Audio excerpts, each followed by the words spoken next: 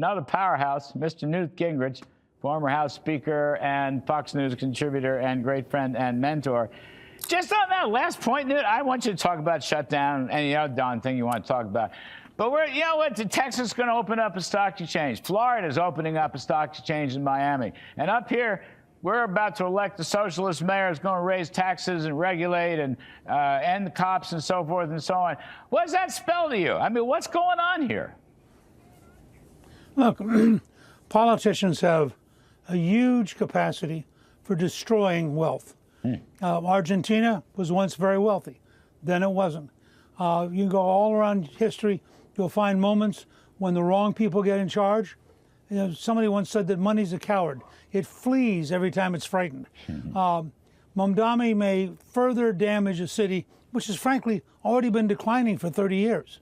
New York, both because of technology, because of taxes, because of regulations, New York is not today the center of finance that it was, say, 30 years ago. This process is going to continue. He will accelerate it. But it also relates directly back to the shutdown.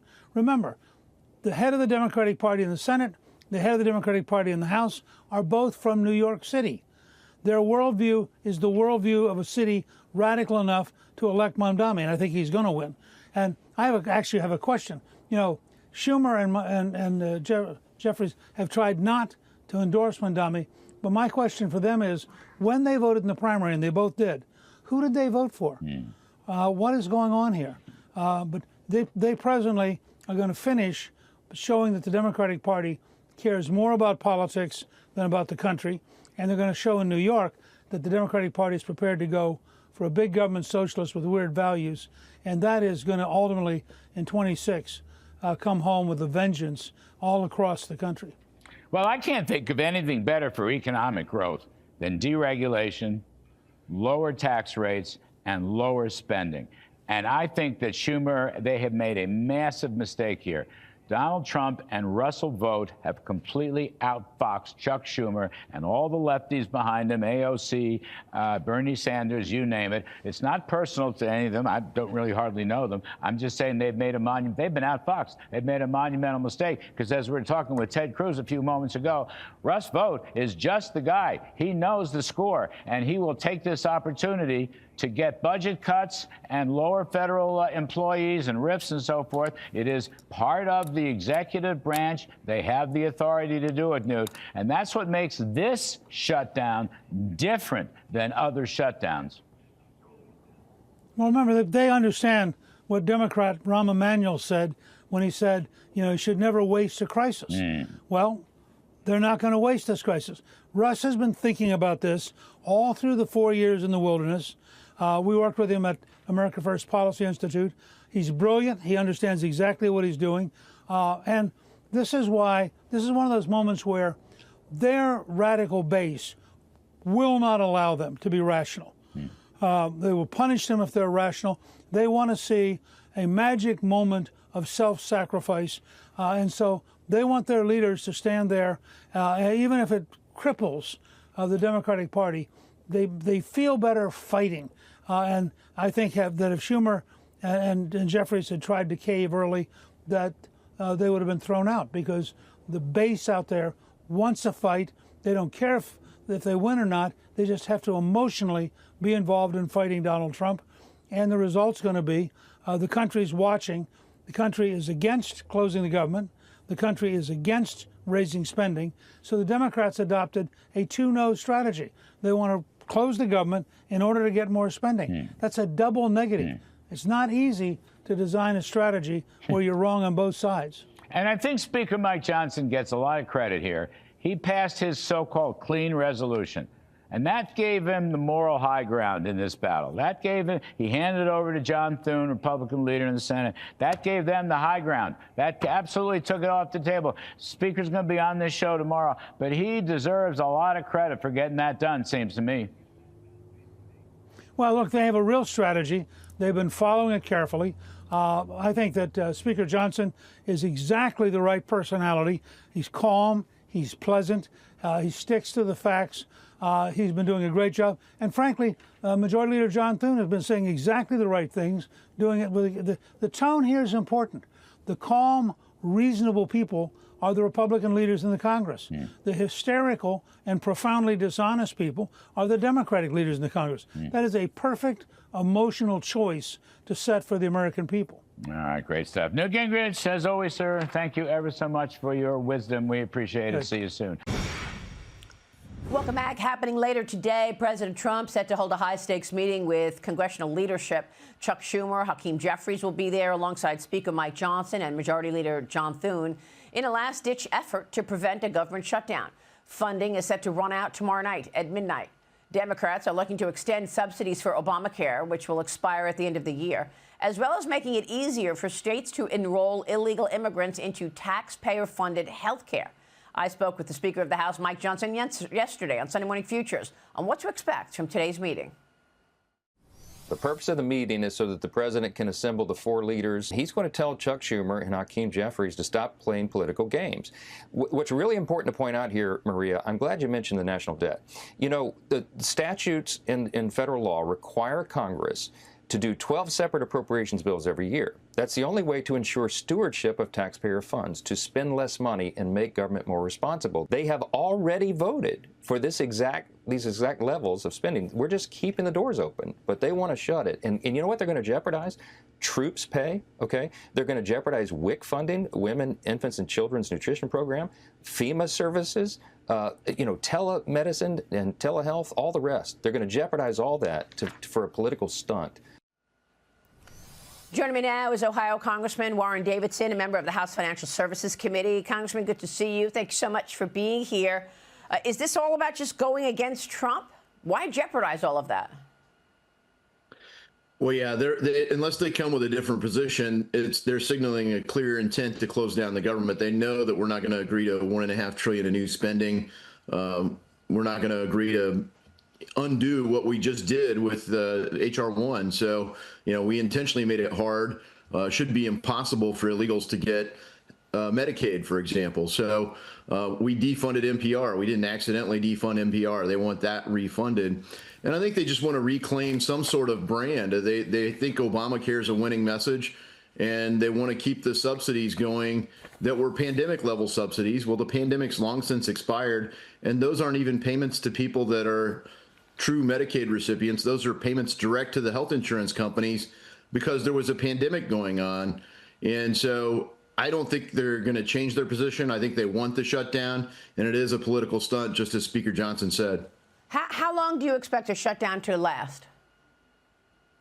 I'd be surprised if they go more than a few days, because it's not going to be popular with the public, and they know that this isn't like a Republican agenda bill that does the things I want, which is, you know, all of our appropriations bills at a lower level with our policy riders. We want to push those through. And kudos to Chairman Tom Cole and the appropriators who passed all 12 bills through the Appropriations Committee. We need to get those across the floor of the House and over to the Senate.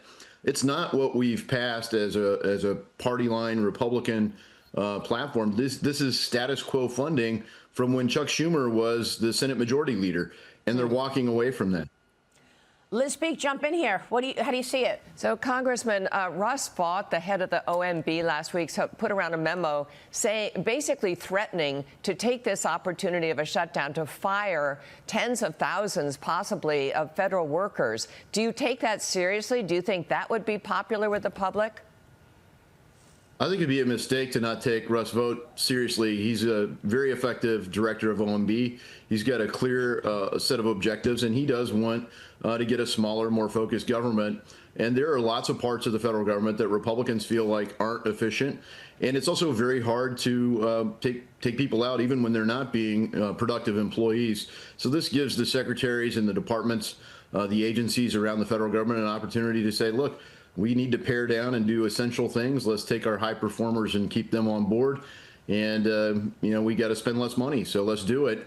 I think that, you know, it's a bit of lemonade if you close the government down. President Trump clearly said he doesn't want to. But, you can find some lemonade out of the lemons. Let me move on to today's meeting. President Trump is also going to be meeting with Israeli Prime Minister Benjamin Netanyahu at the White House today, as Gaza peace talks are reportedly in their final stages. The president released a 21-point peace plan establishing a new future for Gazans and Israelis. Here's Netanyahu's response yesterday on Fox News.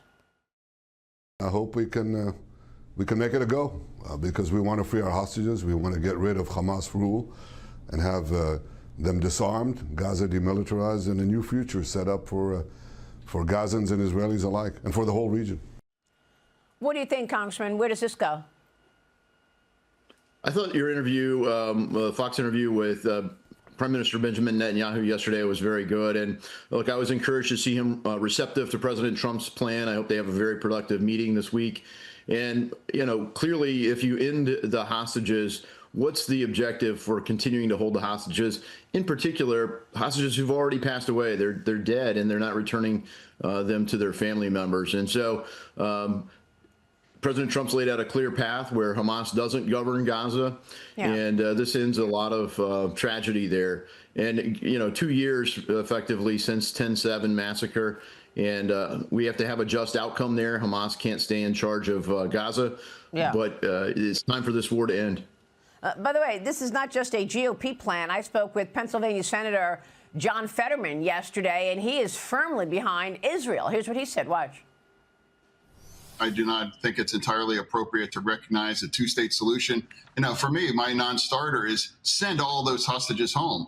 And now first we're going to agree, we're going to disarm. How can you pretend that you're going to have any real peace in the region if Hamas is about to occupy? I know that's put me kinds of as an outlier within the Democratic Party, but what history demonstrates is if you're willing to turn your back on the Jewish community, and now with Israel, I refuse to do that. And I do hope it does end. By the way, Congressman, we've got the jobs report out on Friday. Do you think that the jobs report will be delayed if we're in a government shutdown? I mean, I'd be surprised if it's delayed, but, you know, we'll see what the economic reporting goes on, and, you know, we'll see whether we're in a shutdown Friday. But, you know, fundamentally, the good news is that President Trump is on the job. The administration's laser focused, and look, I think President Trump's very clear. He would prefer that the government stay open, but if it's not, I think they'll play it well, and we'll keep the country going in the right direction. All right, we will leave it there. We'll be watching your work, Congressman. Good to see you this morning. Thank you. Well, welcome back. The Trump administration, in a memo to Congress yesterday, said that the U.S. now is engaged in a formal, quote, armed conflict with terrorist drug cartels. Now, the New York Times explains it a different way.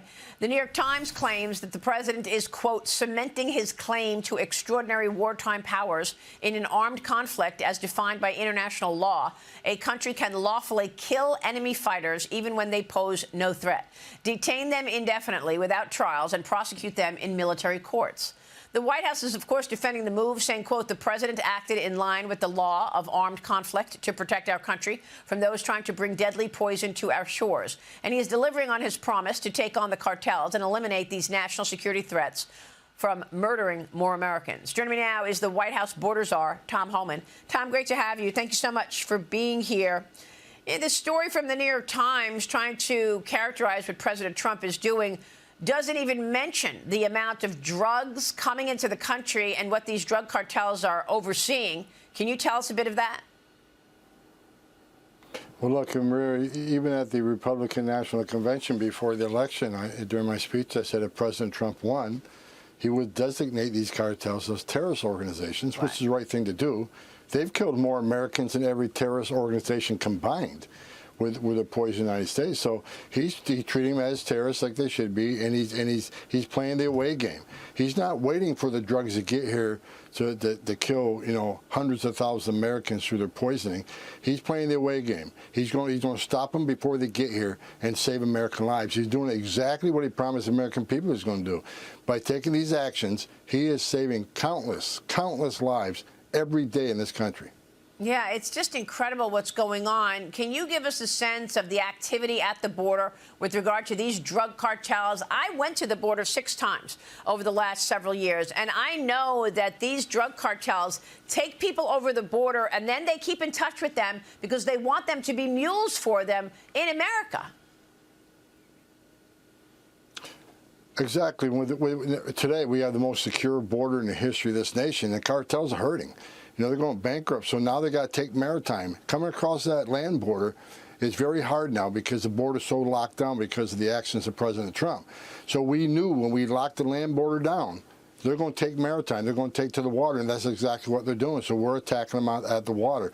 But as far as the drugs coming across the land border, they're at historic lows right now because the border is the most secure it's ever has been. So we got to look at aviation, them coming through the air. We got to look at the maritime. Right now, most of their efforts are maritime, either through the Caribbean or through the Pacific, and we're stopping them dead in their tracks. Which again, the effects, the amount of fentanyl seizures have dropped dramatically across the southern border, and a number of fentanyl overdose deaths has also dropped dramatically because of the actions of President Trump. He's doing exactly what he should be doing as the commander-in-chief, saving American lives. What about the Border Patrol agents, Tom? I mean, look, we've got breaking news. Apple is now removing several apps from the Apple App Store.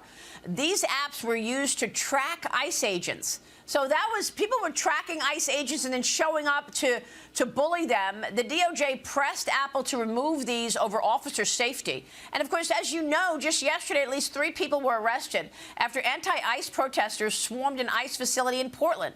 ICE is also cracking down in Chicago, arresting at least 37 illegal migrants in one apartment complex on Tuesday alone. Agents made more than 900 arrests in the Chicago area since September as part of Operation Midway Blitz. And the president told military leaders at Quantico this week that Chicago and other major cities could become training grounds for the war from within, Tom. But I want to know about the safety of our agents right now. Well, look, the Apple is, thank God they finally took some action. It's too little, too late. Look, I think the reason they took it down is because Pam Bondi. We got a strong attorney general says she's going to start investigating these applications and whoever's funding these applications and prosecute them because it is a form of impediment. It is only a matter of time before officers walk into a building and they're going to be, the bad guy's going to be waiting for them because these apps are real time. They'll say, okay, ICE is operating right now at 14th Street and Broadway. Now, if you're a criminal alien and you know ICE is down the block from you, you can pretty much ascertain that they're coming for you. They're going to knock on your door. And there's going to be an ambush. And someone's going to get killed, most likely an agent. So, look, threats against agents are up over 1,000% right now because of the hateful rhetoric from the left and members of Congress, mayors and governors of blue states that want to compare ICE to terrorists and Nazis and so forth. These apps that are available are dangerous. They use these same type of apps in smuggling. Mary, you've been down the border a lot of times. On the border, they're using apps to get U.S. citizens, college kids and high school kids to transport illegally in the South. This is a new form of our law enforcement tactics. Is looking at social media, how they use social media to continue their criminal enterprises. But Pam Bondi sent a warning out. These people will be prosecuted, and all of a sudden Apple took it down. There'll be more coming, but they need to understand the entire Department of Justice is looking at people who impede law enforcement officers, whether it's in the street, protesters turning criminals, or whether it's these social media applications that they keep coming up. No, it's an important warning. The AG joined me earlier this week and said just that. Watch. Here's what we're doing in Chicago first. We are you've got a governor who doesn't want to help us. You've got mayors who don't want to help us. You've got woke DAs who don't want to help us. So if they're not going to help the people of their cities, we're going to help them. We're sending in FBI, of course, DEA, U.S. Marshals, ATF to back up our ICE men and women who are there following the law. We're doing that in Chicago and, yes, in Portland. Troops are going to come into Portland. Well, thank God, because these guys need the backup. But what about this shutdown, Tom? I mean, it is day 3 of the federal government shutdown. Speaker Mike Johnson said that the Democrats are holding out because of health care for illegal migrants. Watch this.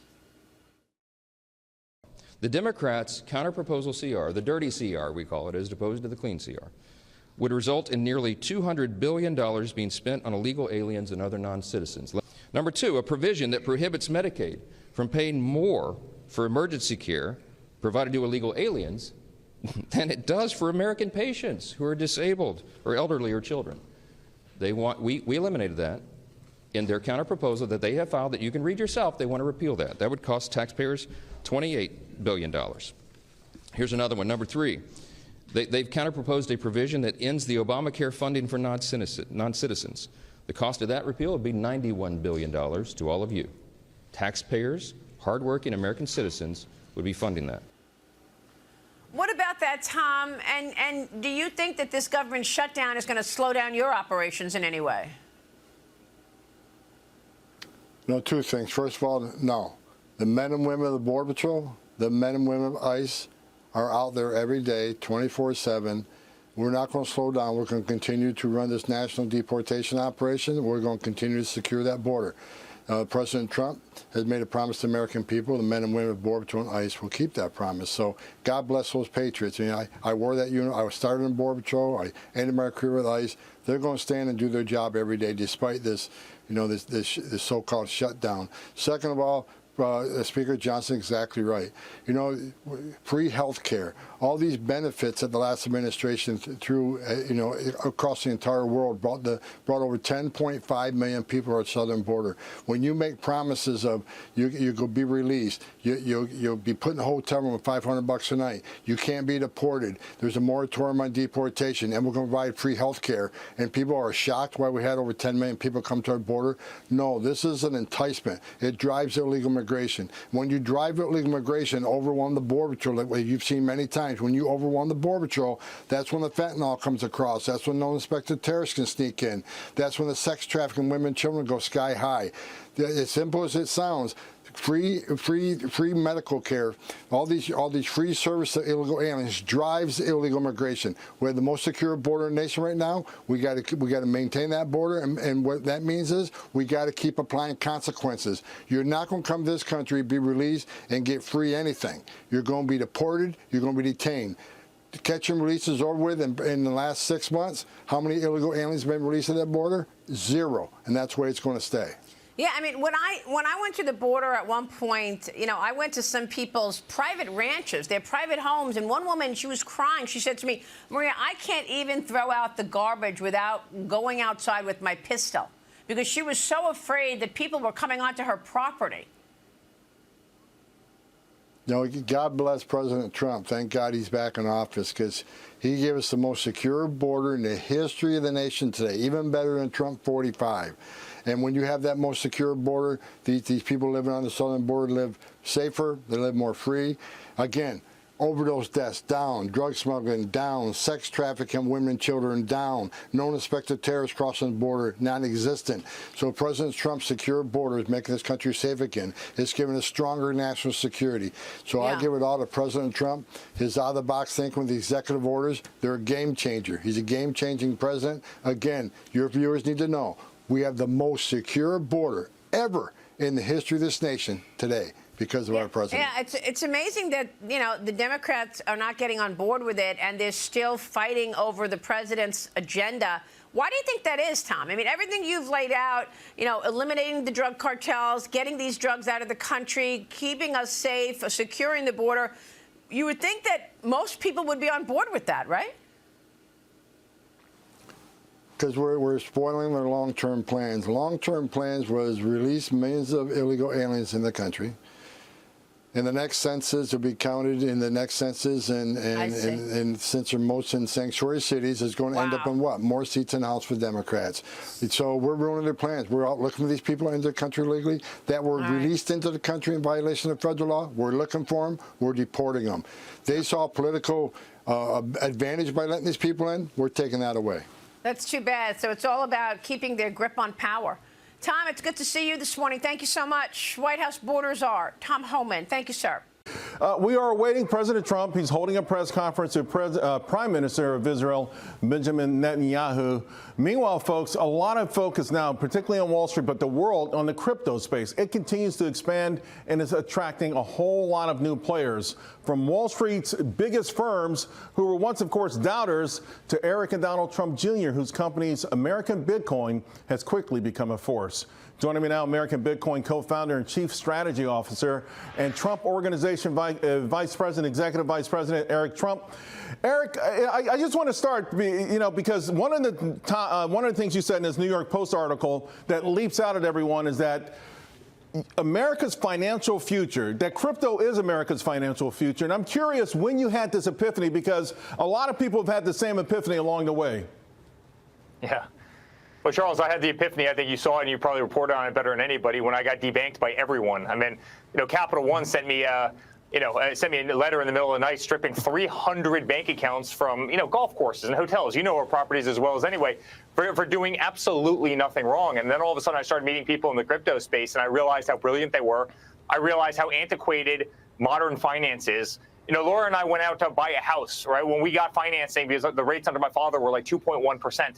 It took me 120 days to get a mortgage from a bank that I had banked with literally for 25 years, right? Because they had to go through Know Your Customer. I'm saying they're saying, this is crazy. Every single week, I'm chasing a swift wire transfer, payment that's coming into one of the hotels or leaving one of the hotels.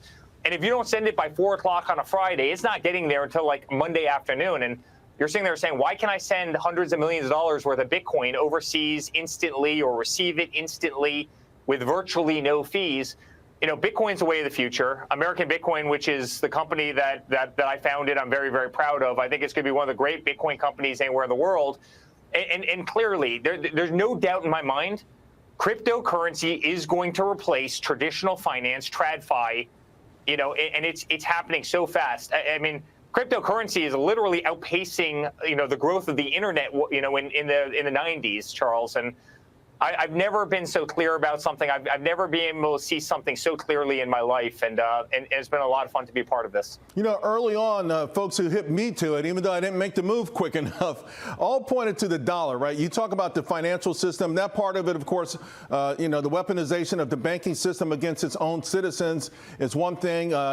When we took Russia off the SWIFT network, that changed a whole lot of things. There's been an abuse of the system, but a lot of focus is on the dollar. Obviously, it's in trouble. I guess the distinction is that all governments seem to have abused themselves, their debts, financial shenanigans, but it feels like that also is a crucial part of why crypto is coming to the rescue. Yeah, definitely. In terms of stable coins, 100%. I mean, in terms of Bitcoin, Bitcoin is digital gold, just as better, right? I mean, There's a limited supply. Charles, if gold ever goes to $10,000 an ounce, you and I will bust down the walls of the building you're in right now. We'll find gold in that concrete, right? You can always find more supply if the price goes up. And with Bitcoin, there will never be 21 million and one Bitcoin. There will be 21 million. So it's finite. Every family in the world wants it. Every Fortune 500 company is starting to custody it. So it's gold, but you can actually transport it.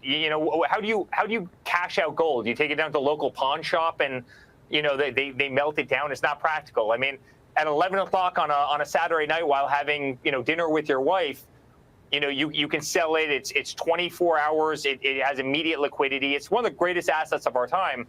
In terms of saving the dollar, there's no question. But in terms of, stable coins is saving the dollar. Listen, I'm the first one to bash our system because I've been on the receiving end of it, but we are the best financial system anywhere in the world. Nobody wants to be on the euro. No one wants to be on any of the Asian currencies. No one wants to be on any of the South American currencies. Guess what everybody in the world wants? They want the U.S. dollar because we've got the reserve currency of the world. Imagine if you were living in a country in Africa or in South America, right, and you have 1,000% inflation a year. The second you get your paycheck, congratulations, it's gone. You may as well burn that money. Now, all of a sudden, what you can do is you can immediately transfer into, call it USD1, which is our stable coin, and you can be pegged exactly 1-to-1 with the US dollar on US Treasury. So you have got that security blanket. So when I always say that I think cryptocurrency saves the dollar and make sure it's a reserve currency indefinitely, it's the fact that we're going to attract trillions of dollars from all over the world and people who do not trust their governments, do not trust their financial systems, do not trust their banks, and want to hold U.S. denominated currency, which is what stablecoins do so well. So Bitcoin is the digital gold. I think it's the greatest asset of our time, going up 70% a year, year over year. And I think at American Bitcoin, we do it better than anybody. We're mining it at 50-cent dollar to obviously the cost of Bitcoin, which is about $114,000 right now. But on the stablecoin side, I really do believe it ensures that the U.S. dollar remains the reserve currency of the world. So you made headlines recently with a call, Bitcoin surpassing 1 million. Everyone gets giddy and excited about that, but I've seen targets much higher. So the question is, how soon and what exactly will it take to get it there? Well, listen, I mean, the floodgates are opening, right? For the first time, Schwab is custodying, Bitcoin. Fidelity is custodying Bitcoin. I'll never forget. I signed into a Fidelity account not too long ago. The first thing that pops up is this little icon. Would you like to create a Fidelity digital asset wallet? And I said yes. I literally clicked yes on it, and all of a sudden you could buy Bitcoin on there. You look at what Chase is doing. You look at what all the major banks are doing, right? I mean, all of a sudden, you're no longer trying to do, Bitcoin, buy Bitcoin using a ledger and using, DeFi. You can literally buy it through spot ETFs for the first time, and every bank is custodying it. I mean, we are on the 1 yard line of cryptocurrency, and we've got another whole field to run, as explosive as it's been. So I do think it hits $1 million eventually. I've never been more bullish on anything in my life. And listen, Charles, I was telling everybody to buy it when it was at 40,000, and here we sit at 115,000. Right. I'm more bullish on it today because of the legislation in this country, and because of how widely adopted it's been. And I can tell you, I talk to the biggest companies, the biggest families in the world, and every single one of them is racing to buy Bitcoin. So, American Bitcoin, I'm incredibly proud of, and I think it's gonna be one of the great companies in the country, in my opinion. Eric, you've got a new book coming out soon, Under Siege: My Family's Fight to Save Our Nation. And, by the way, I think the title is an understatement, to be quite frank with you. But on one hand, you just mentioned the government, your father's administration, on the Genius Act, all the things that they've done to speed up, to bring to fruition the potential that was always there for crypto, but was always in question, no longer in question. But it sounds like more than just taking the mantle with respect to Bitcoin and stablecoin and those things. Maybe the family's prepared to also grab the baton from your father. Are you positioning for that as well? I'm not, Charles. Listen, you and I know each other very well. I've developed a good voice, I think, in the political sphere because I didn't have a choice. Our family, we didn't have anybody that supported us. We went on that stage and we fought like hell because we love this country. We love the American flag. Our Constitution was under siege. Our First Amendment was under siege. They tried to destroy us. It's the whole point of the book, right? Of Under Siege. They tried to destroy my father. They tried to destroy our family. They tried to destroy the movement. I became the most subpoenaed person in American history. They turned off our voice, the gag orders, the bans from Twitter and Facebook and Instagram, the Russia hoax, taking us off the ballots in every single state, raiding Mar-a-Lago. I mean, I could go on and on, deplatforming us, debanking us, which is how I got into crypto in the first place. They lay siege to us. And then they tried to kill my father once, and then they tried to kill him again at the golf course in Florida. Right. Then they killed our friend Charlie. They've put our movement under siege. And we won. Despite all of it, we won. And I'm incredibly proud of that fight, and I'm incredibly proud of the voice I had during that fight, and I'm incredibly proud of my father, who has made transformational change. And we still live in the greatest country in the world. We do. And Eric, I got to tell you, I've watched this whole thing. I've watched you guys fight from the first time all the way through, and it's been absolutely remarkable. Congratulations with all your success, Eric. Thanks, Charles. Great to be on. Same here. Here is more of President Trump from today's meeting. Roll that tape, please. Never forget what happened to this country over the last 4 years with the incompetence. There could be no higher honor than to serve as your commander-in-chief. It is a great honor. So we won the First World War. We won the Second World War. We won everything in between and everything before that. We only won. And then we went, in a way, woke. That was probably the first sign of wokeness. And we changed it to defense instead of war. And I said, and I have to be honest, it's so popular. I thought it would be met with fury on the left, but they're sort of giving up. Security analyst Victoria Coates joins me now. Victoria, he's pushing to make the military focus on fighting instead of social issues. I presume that's going down very well in the military. Tell me. Well, good morning, Stuart. Yes, I think this is coming as a breath of fresh air for our military, for our newly minted Department of War. And this is literally peace through strength, the president's doctrine. And so what you're doing is you're making your war fighters stronger. You're giving them the best equipment. He committed today to investing $1 trillion in our military over the course of his second term. This is incredible, this investment. And I just hope our European partners and allies are taking note. We need them to get into this posture as well, to make NATO as strong as it's ever been. But here's the president and Secretary Hegseth leading the way. What do you think China and Russia think of the president's comments so far?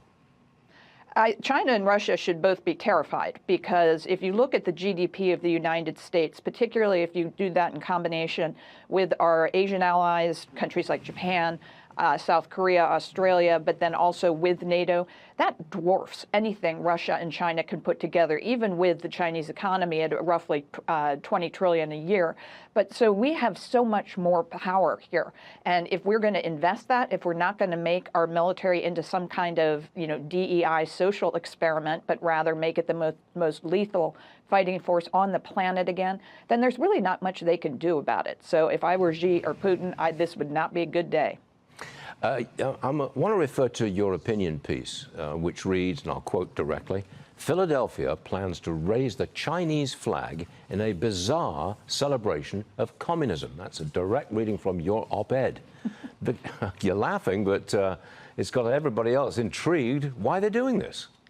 It's absolute insanity, Stuart. This has been something from the Office of Immigrant Affairs that they've done for the last couple of years, which is hoist the communist flag of China in front of City Hall in Philadelphia. How tone deaf do you have to be to do this? And they say, oh, we're doing it for Diversity Day. No, if you want to celebrate wonderful Chinese Americans, there are all sorts of ways to do that. We have a vibrant community in Philadelphia. We have the Lantern Festival that became so popular they made it an annual event celebrating Chinese culture. We don't have to do this.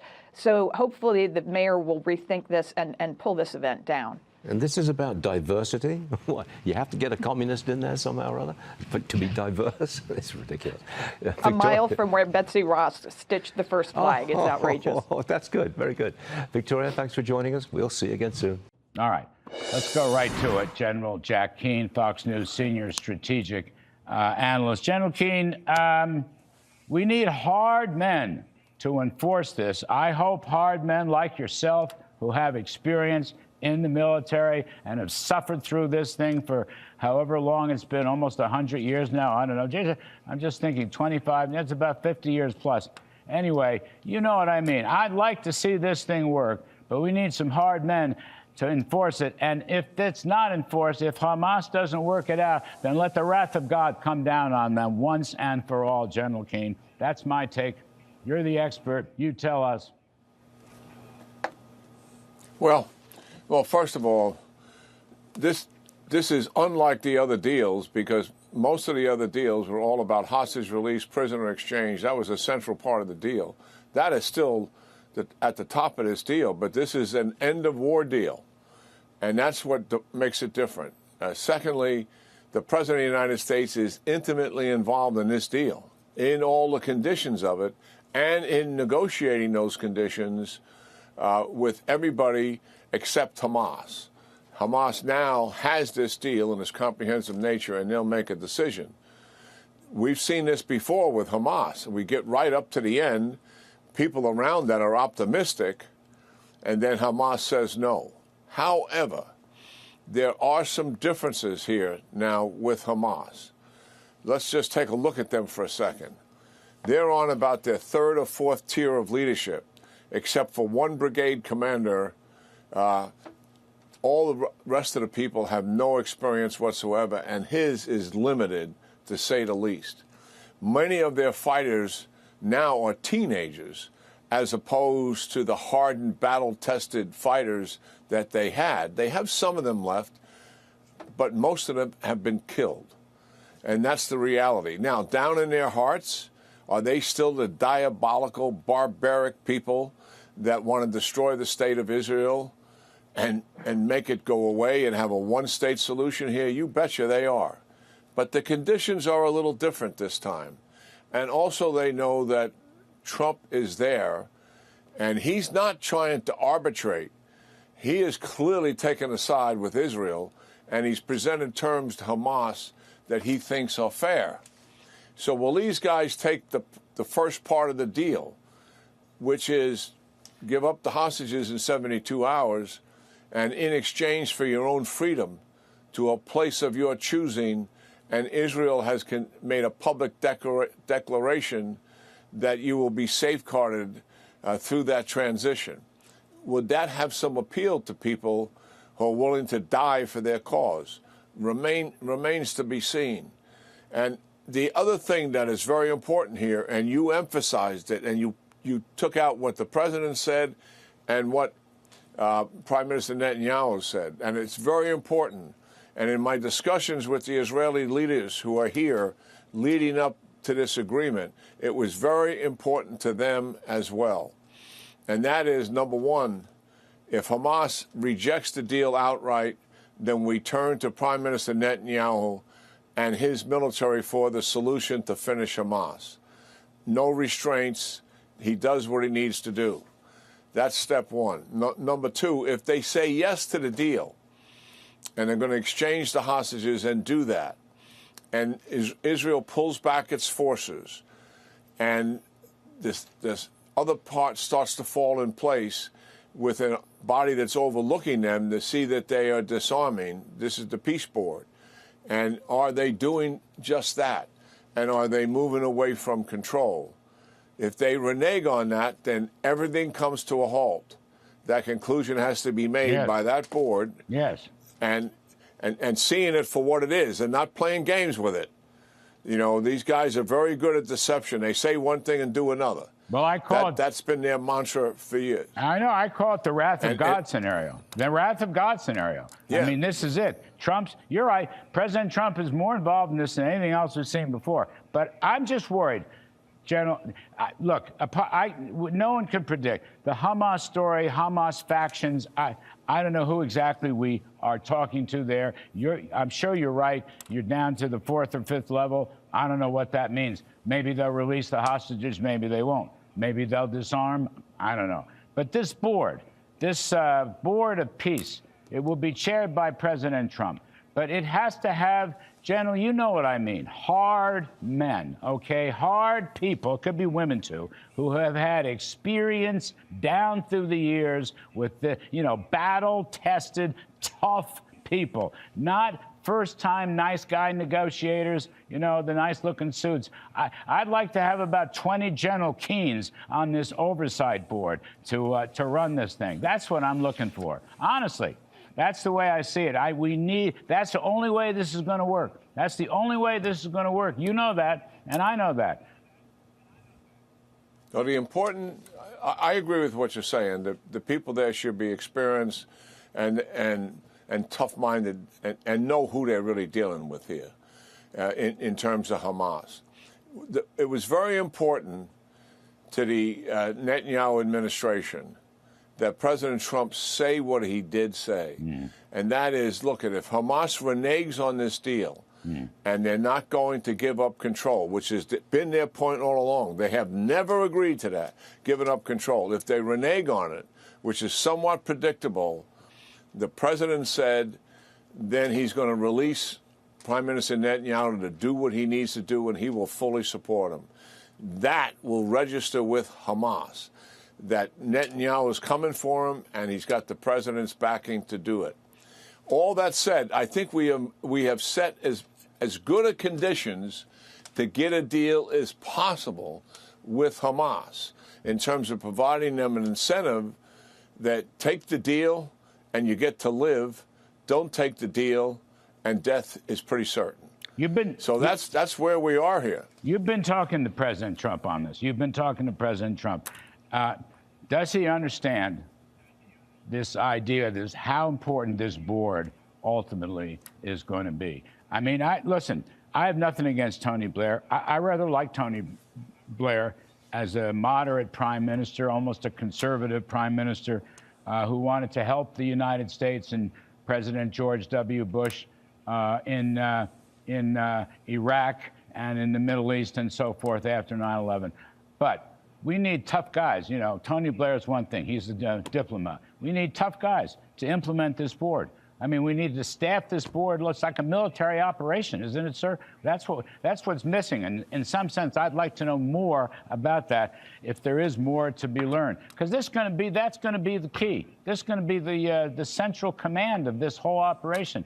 At some point, somebody might have to pull the plug and say Hamas and its friends are not playing by the rules. Therefore, comes the wrath of God. Or somebody has to say they are playing by the rules, and we can develop Gaza as per the Trump peace plan suggests. You follow me? It seems, as I look at this so-called oversight committee is so terribly important. What does the president think about that? When you talk to him, what does he tell you about it? Well, two things here. One, I don't talk about what he says. Those conversations belong to him, not to me. Yes. Secondly, I will say this. I've never had a discussion about the peace board because it's all new to me to a certain degree here. He revealed today much more about it than what we knew. And I'm looking at the chairman of the board, and we know who the chairman of the board is. That much we have identified, and that's Donald J. Trump.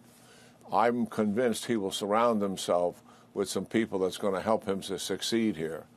And certainly, we don't need anybody on that board that doesn't have some experience here and knows what we're dealing with in these diabolical, fanatical killers in Hamas and where they're coming from. Yes. So I trust him in doing that, Larry.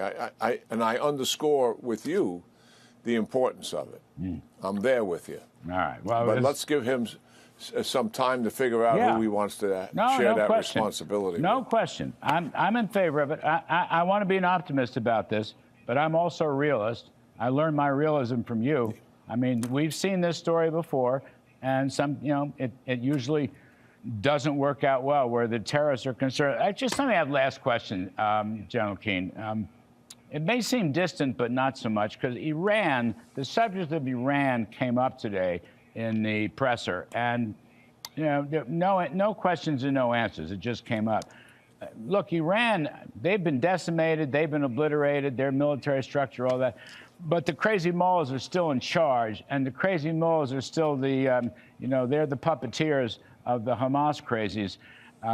I sure would feel better if we had regime change in Iran, or I wouldn't trust Iran until and unless we had, a civilized group of people running Iran. This is it may sound like a side deal, but I just wonder about that, because that web with Hamas, that connection with Hamas is still there.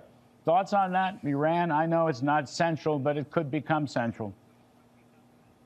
Well, we can't overstate the significance of what the Israelis have achieved in achieving its domination over Iran and its proxies. Many opportunities have come from that. But Larry, and this is normalization with Lebanon, security agreement with Syria, the possibility of Abraham Accords, and we can see what the impact is with the Gaza potential here. But we have to be clear-eyed. Iran leaders are still in charge, as you mentioned. We know that they they intend to recover their nuclear program, their ballistic missile program, their air defense system. In other words, they're going right back to the path that they were on. They have not made decisions to execute that. Israel is watching that like a hawk. And when they do make that move, they will strike. They will never, ever again let Iran get down the road with nuclear capabilities or with ballistic missile programs. It's not going to happen. Number two, we should not, in my judgment, offer them some kind of a peace deal here because they are the same people, the same diabolical people in charge. We should be squeezing them economically, put more pressure on that regime, continue to isolate them diplomatically. Why? Because of the regime change that you're talking about. We're not going to be able to force a regime change unless we fought a war with them, and there's no reason to do that. But the amount of humiliation that they have suffered in the minds of the elites that are supporting the regime is significant. And the more pressure on that regime, the better.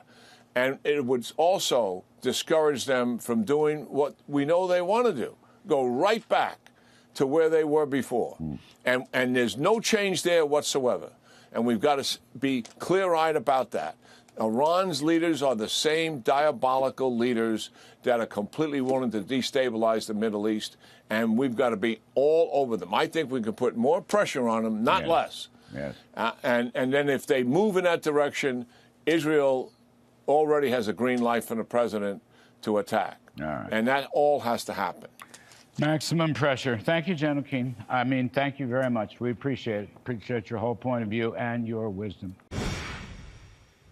Welcome back. Increasing aggression from Russia and its latest drone attack on Kyiv hitting its energy infrastructure, which led to a blackout at a nearby Chernobyl nuclear plant. Ukrainian President Zelensky accusing Russia of posing a threat now to global security. Denmark, meanwhile, warning that the Kremlin is waging a hybrid war on Europe as European leaders are gathering to discuss Russia's increased drone incursions over NATO allies, including the Danish capital, Poland, Romania, and Estonia. The EU also weighing the transfer of hundreds of billions of dollars in frozen Russian money. They want that transferred to Ukraine, which Moscow is now describing as theft. I raised the issue with European Central Bank President Christine Lagarde recently. Watch. Can you demand that $300 billion in Russian money does not get back to Putin and you use that to rebuild Ukraine? So far what we've done is make sure that that money stays frozen and is not disposed of by Russia. The proceeds of that money, the interest, if you will, generated by the principal that is sitting there, is used in order to reimburse the loans granted by the EU and the US. My hope, my strong hope, is that as much of that money as possible is used in the negotiations and that all of it is used to reconstruct Ukraine. But this is not my decision. Right. I'm just the president of the central bank. Well, you are among the most influential voices in Europe, if not the most economically influential voice in Europe. So shouldn't you be able to say this money will not get back to Russia? Mm-hmm. What about sanctions? Would sanctions on Russia work? Maria, you're right to establish a link between the sanctions and the freezing of that of those funds. And the sanctions have to be imposed and have to be constantly renewed and reinforced if necessary in order to force people to the negotiation table and to extract a peace agreement. But all I can do is give my views to the leaders of Europe in order for them to make the decisions. Joining me now is the Heritage Foundation Vice President of National Security, Victoria Coates. Victoria, good to see you. Thank you so much for being here. I want to get your take on this spiking aggression from Russia. I mean, drones, and even if they weren't armed drones, into Poland, Romania, Estonia. How do you view this? Well, good morning, Maria. Good to be with you. I think it's not a coincidence that this kind of aggression really ramped up after Putin got back from Beijing last month. And so I think what you see here is a concerted effort between China and Russia to keep the United States and Europe engaged in Ukraine, distracted, perhaps you might say, by Ukraine.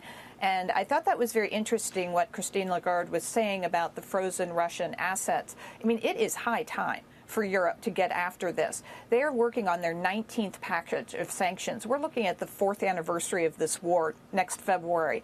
They have to take stronger action. What they've done so far hasn't worked. And so, yes, she can make her recommendations to European leaders, but those leaders need to act on the recommendations. And this is the leverage that will bring Putin to the table and bring an end to this horrible war.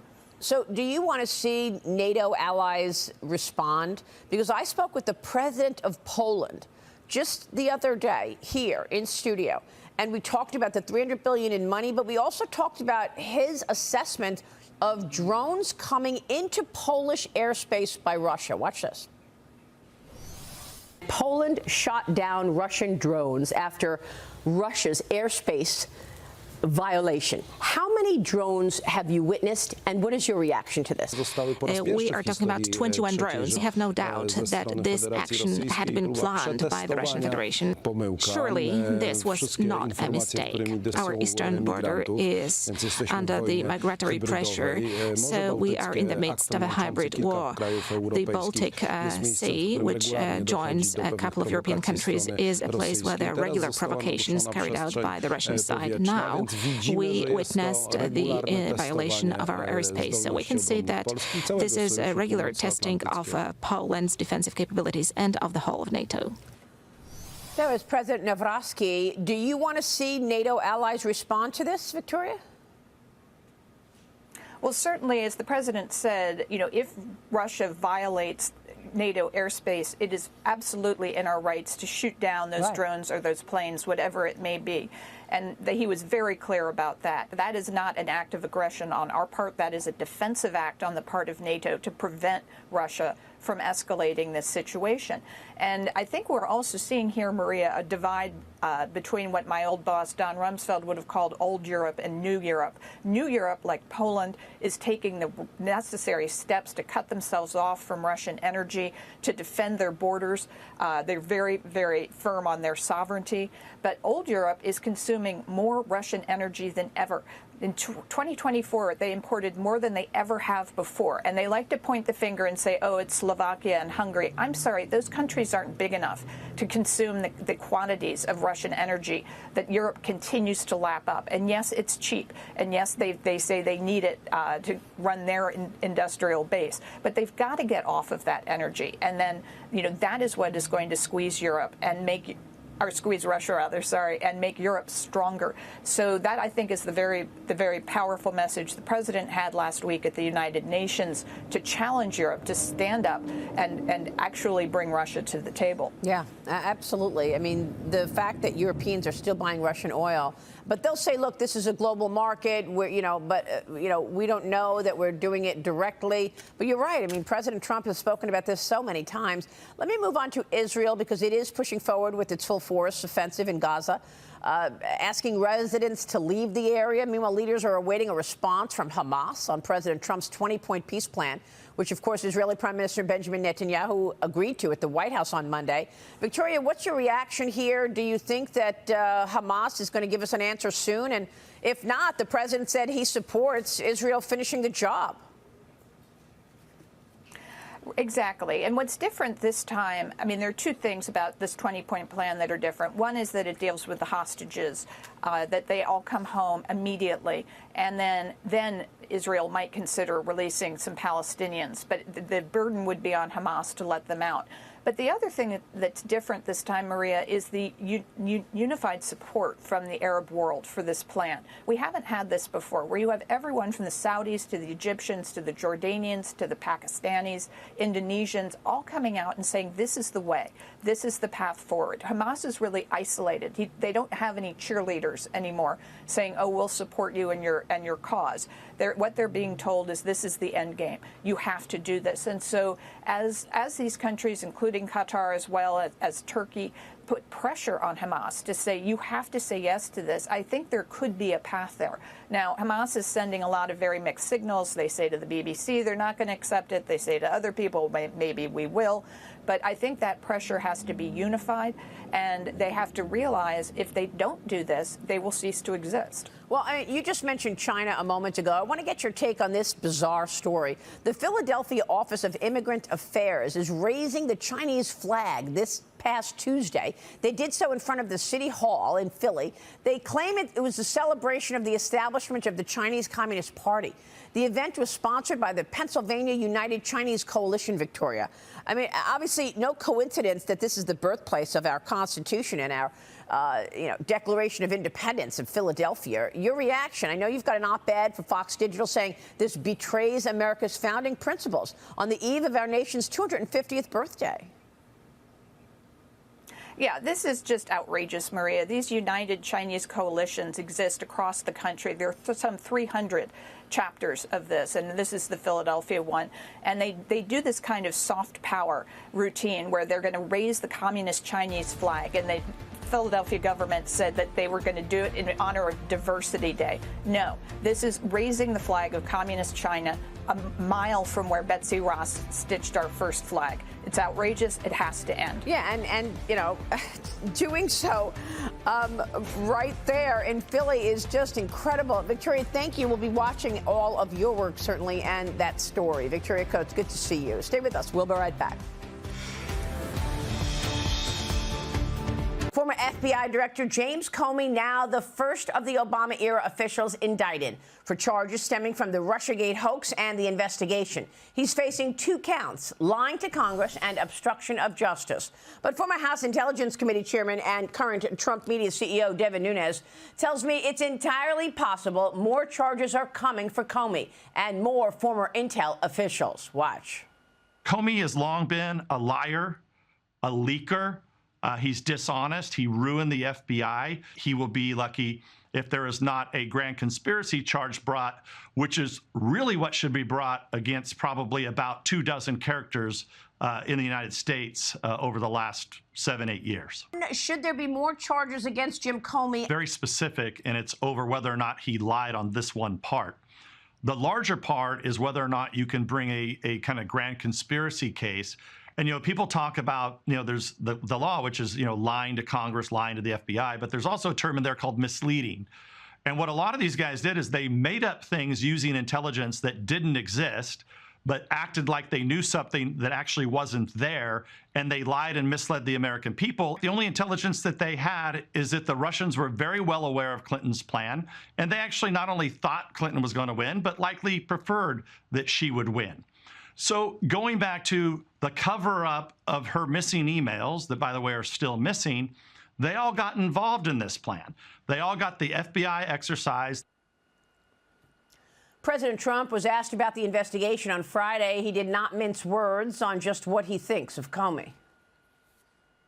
Justice, or is it about revenge? It's about justice, really. It's not revenge. It's about justice. It's also about the fact that you can't let this go on.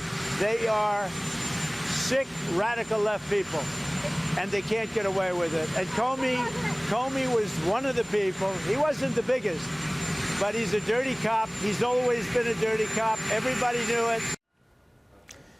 Yeah, the question now is, will we see a bigger charge here, Liz Peek? You heard what Devin Nunes said, and I think the whole crux of this idea is the fact that they misled the court, they misled the American people. Is that part of a grander conspiracy that they tried to play against President Trump? That's what Lindsey Graham said, as well as Devin Nunes.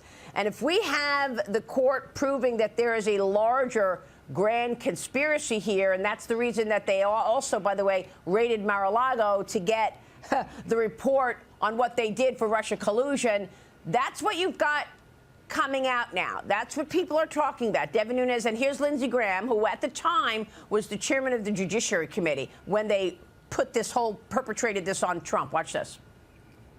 He's presumed innocent until proven otherwise. If I'm the Department of Justice, I better get my best lawyers on the field, because Patrick Fitzgerald, Comey's lawyer, is a great lawyer. But the idea he leaked classified information to create a narrative politically, I think that's a strong case.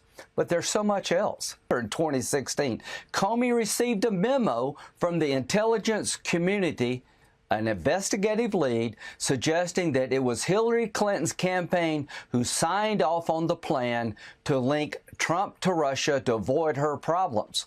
Now, the question is, did they ever take that allegation seriously? He told me that doesn't ring a bell when I asked him in 2020.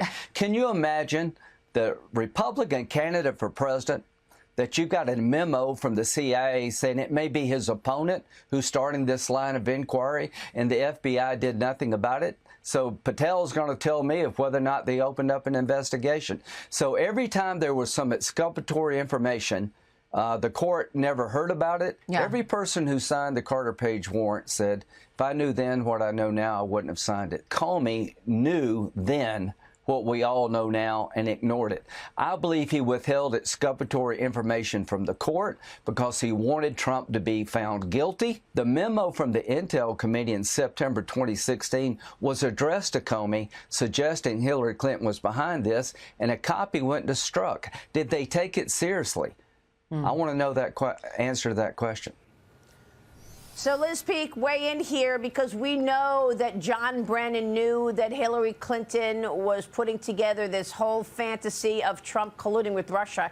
He was in that Oval Office meeting at the end of 2016 or early 2017, and he wrote his little notes there. We have a picture of it, and we have the memo of the notes that basically told all of them, Hillary Clinton, and the Russians are aware that Hillary Clinton is coming up with a story that Trump is somehow tied to Russia as a way to hide her own email scandal.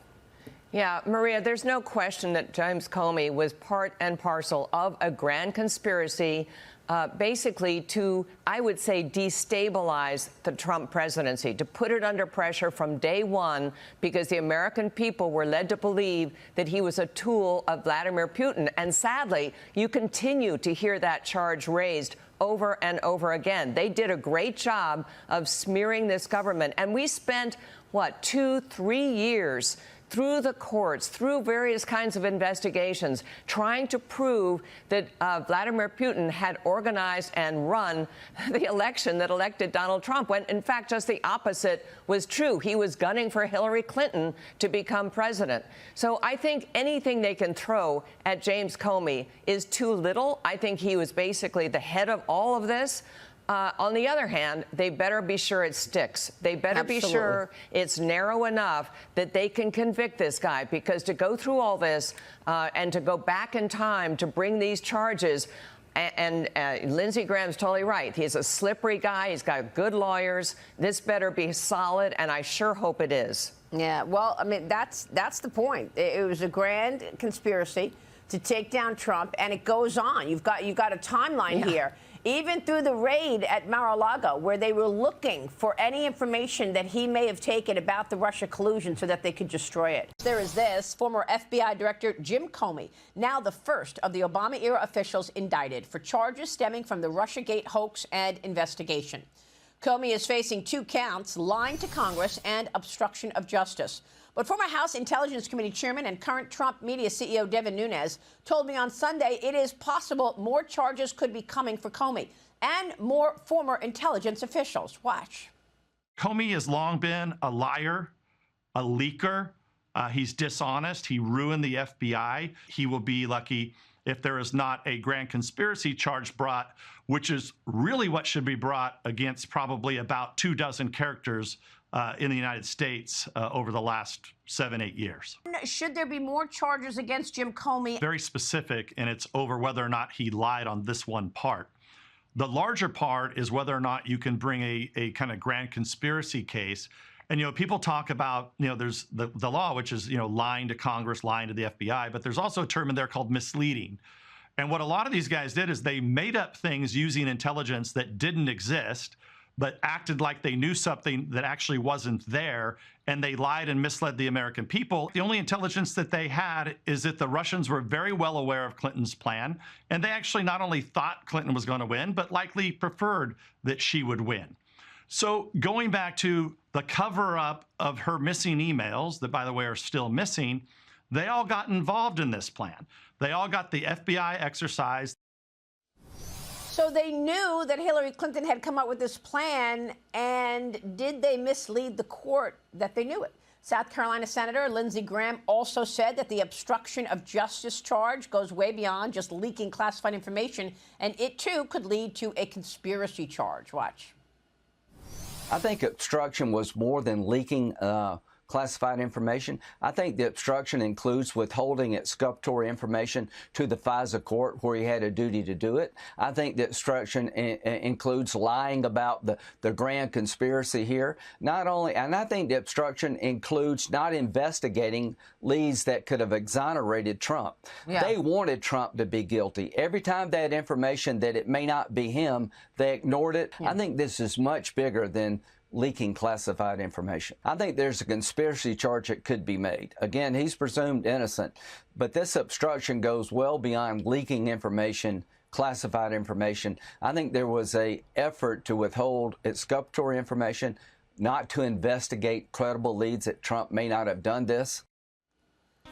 Joining me now in this Fox Business exclusive is the Attorney General of the United States, Pam Bondi. AG, it's great to see you this morning. Thanks so much for spending the time. Thanks, Maria. You too. So let me get your take on what you just heard from Devin Nunes and Lindsey Graham on the potential for a conspiracy charge against Jim Comey. Are more charges coming? Maria, I can't comment on anything pending right now within the Justice Department, whether there is or is not an ongoing investigation. He's already been charged, but nothing is off the table, and they're two very wise men, but I can't comment on anything regarding that right now. Okay, understood. Lindsey Graham sent a letter to Kash Patel asking him if he knows if the FBI did an investigation into Hillary Clinton's emails so that we can get a better understanding if they, in fact, knew that Hillary Clinton had come up with this plan and they misled people. So that's why I ask you the question.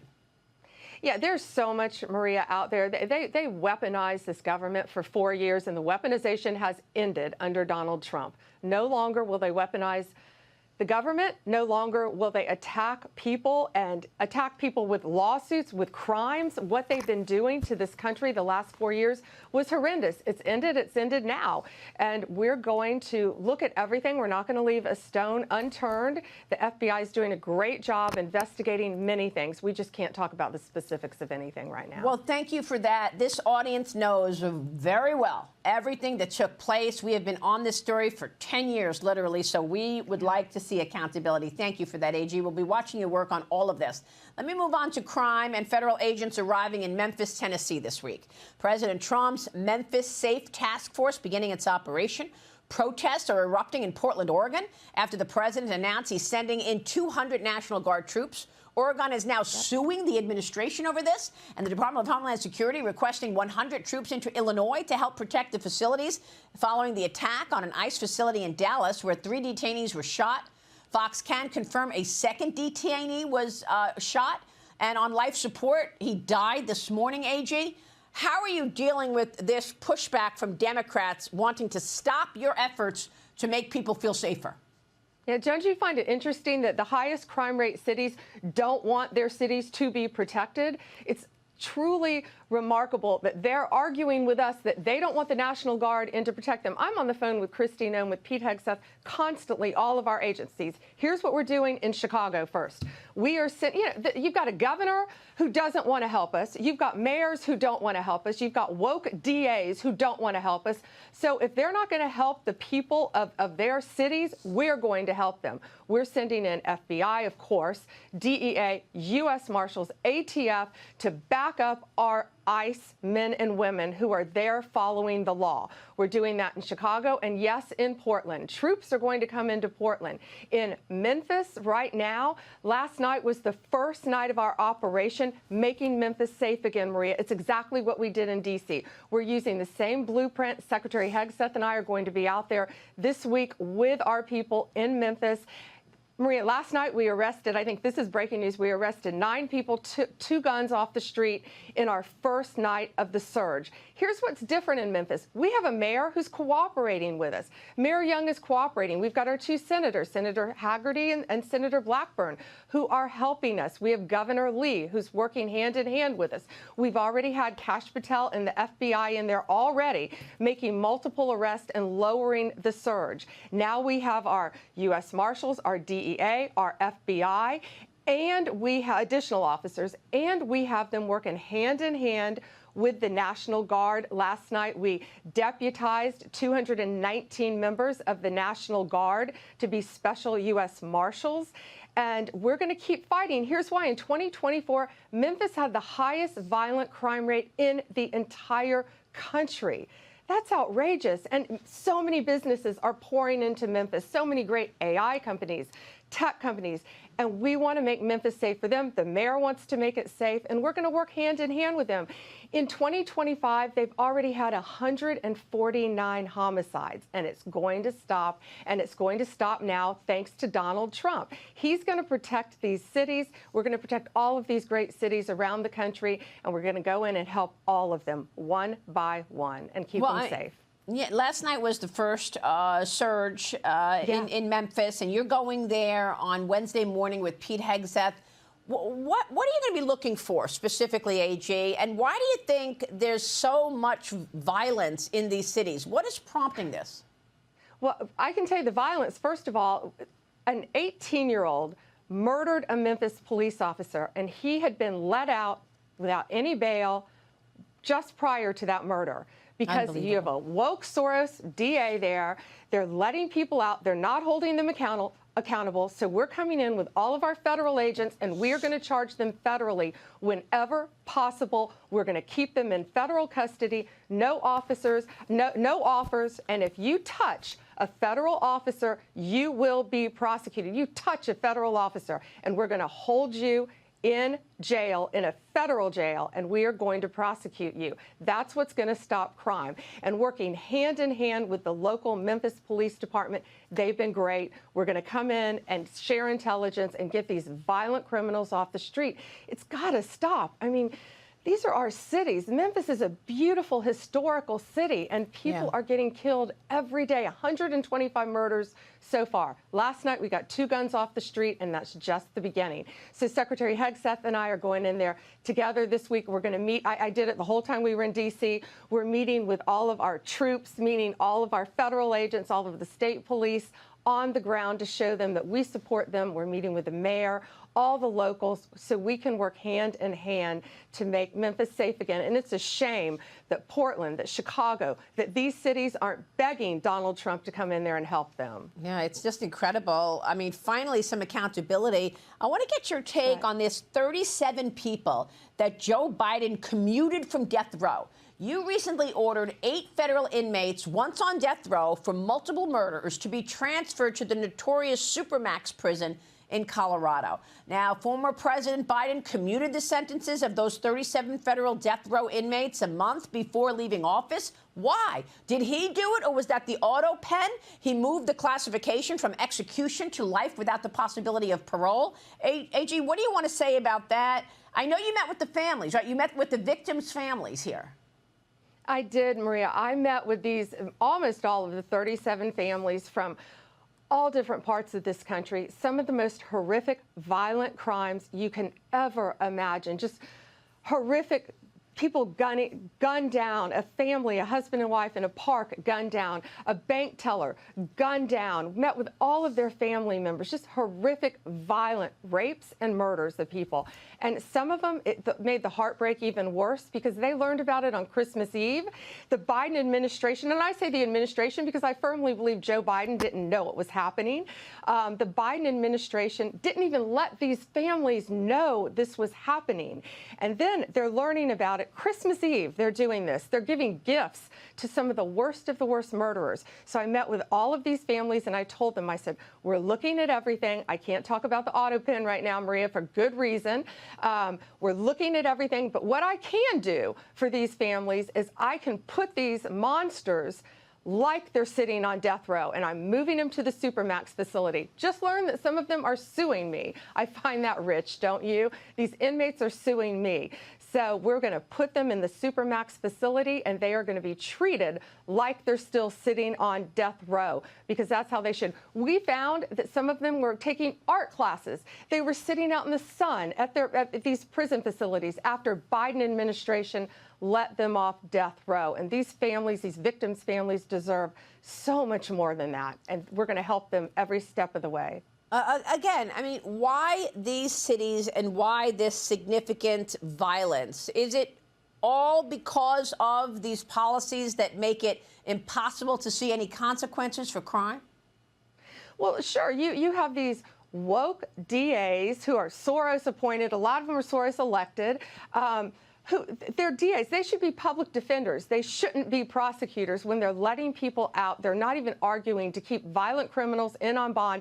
They get out and they're killing other people. They're committing horrific crimes, and there are no consequences. So we're coming in federally because there are consequences under Donald Trump. You will go to prison.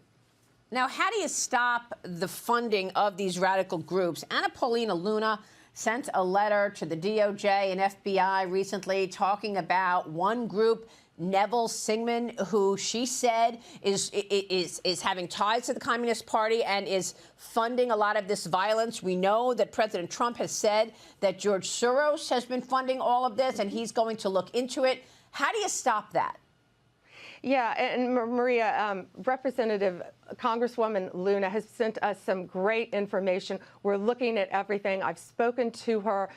She's been great trying to help this administration, but nothing is off the table. It doesn't matter if you're a billionaire. It doesn't matter who you are. If you're helping to fund these organizations who are committing violent acts, we are looking at you. That's as much as I can say now. Yeah, I mean, I'm just trying to understand how much of this is domestic and how much of this is coming from outside forces, international forces, adversarial forces, because I know that there has been this Marxist thread running through this economy, running through America now for a little while. And I'm wondering if the CCP is behind some of this to continue undermining the U.S. You're very wise, Maria. That's all I'll say. But Kash Patel and our FBI agents and our National Security Division, we're looking at everything because we also have to have fair and free elections in this country as well. Yeah, for sure. And so you're looking at Memphis, you're going to Chicago, you're looking at these big cities. What is next on the list for you, AG, in terms of the potential for federal troops to go and put the laws down on safety? Well, we had a lot of meetings yesterday about Portland, of course. We're going to go in there. We're going to protect our ICE officers. I issued a memo late yesterday to help Secretary Noem saying that in Chicago, in Portland, in all of these cities where they are refusing National Guard. These governors don't want to deploy their own National Guard, but we can send in more FBI agents, more ATF, more DEA, more marshals to help the state police do their job because the state elected officials aren't helping them. It's truly remarkable that they don't want to keep the people of their own cities safe, but Donald Trump does. We're going to help keep all Americans safe, regardless of what these local officials want. And hopefully they won't be in office much longer. All right, AG, we so appreciate your work and your leadership on all of this. Thanks for being here this morning. Thank you, Maria. All right, AG Pam Bondi. The White House has frozen $18 billion in funding for infrastructure projects in New York City. Congresswoman Nicole Malliotakis, Republican from New York, joins us now. This is going to hurt New York. Is the president deliberately punishing the city? Well, first of all, this is Schumer's decision to shut down the government. Let's be very clear about that. He needed to deliver 7 Democrat votes to get the 60, and he failed to do so. He refused to do so despite voting for this very same bill 4 consecutive times. Now, this is a hold on this money as a result of the shutdown, and we also are seeing tens of thousands of our military personnel here in New York not being paid because of the Schumer shutdown. We're seeing different effects of services that are being provided or not provided now because of the Schumer shutdown. That's the reality of what happens when you're in a shutdown, which is why we work so hard to try to avoid one in the first place. And with regards to the health care that you just noted, $200 billion is the estimate the White House gave us of how much they're trying to give to either non-citizens or people who are here illegally. And the reason why illegal immigrants are benefiting is because these states are going in a roundabout way to deliver these federal funds. So that is what the Democrats are pushing for in this, in addition to a whole other laundry list of left-wing agenda items. They should just vote for the clean continuation of funding so we can open the government and things can proceed. But Stuart, with regards to the Second Avenue subway, let's be clear, they're operating congestion pricing illegally in violation of federal law. I believe that they should hold the Second Avenue subway funds until Kathy Hochul stops congestion pricing and they do a full and complete audit of the MTA that just voted to increase fares again on New Yorkers. The bottom line here is that the Schumer shutdown hurts New York, and that puts pressure on Schumer to lift the shutdown to get on with life. Okay, one more for you. The co-host of The View questioned Zohran Mamdani about his past inflammatory statements on Israel. Look, I also heard him say that day that he's a Democrat socialist and not a communist, but he's a Democrat socialist that quotes Karl Marx, literally.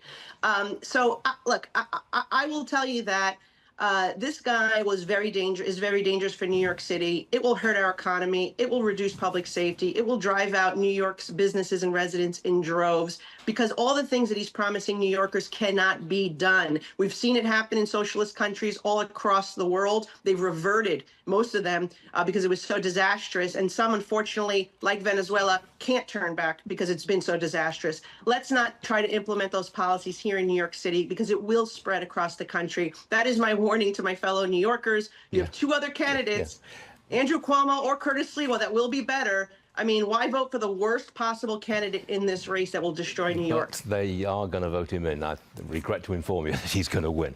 Congresswoman, thanks very much for joining us this morning. Always appreciated. Thank you. Today marks day 2 of the government shutdown. The Senate once again failing to pass the dueling short-term funding bills yesterday. Senators are not scheduled to vote again until Friday afternoon. That's because of the observance of Yom Kippur holiday today.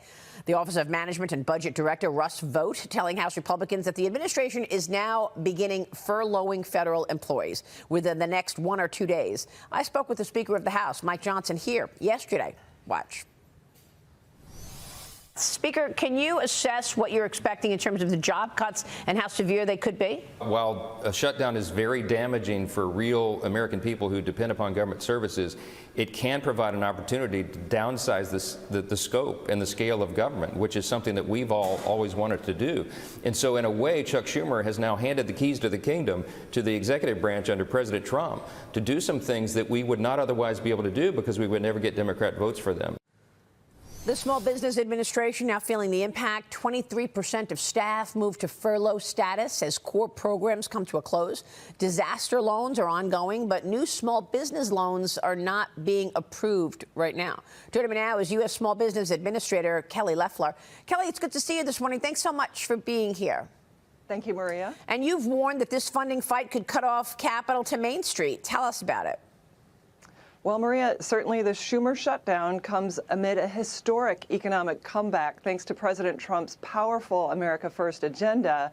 And we're seeing that small businesses are accessing capital at really record rates that we announced earlier this week. That means Main Street's growing, it's thriving, it's investing and hiring. But that all comes to a stop thanks to the Schumer shutdown. That means about 300 small businesses every week will not get access to critical capital. That's about $200 million a week. That's about 30 veteran-owned small businesses. It's manufacturers.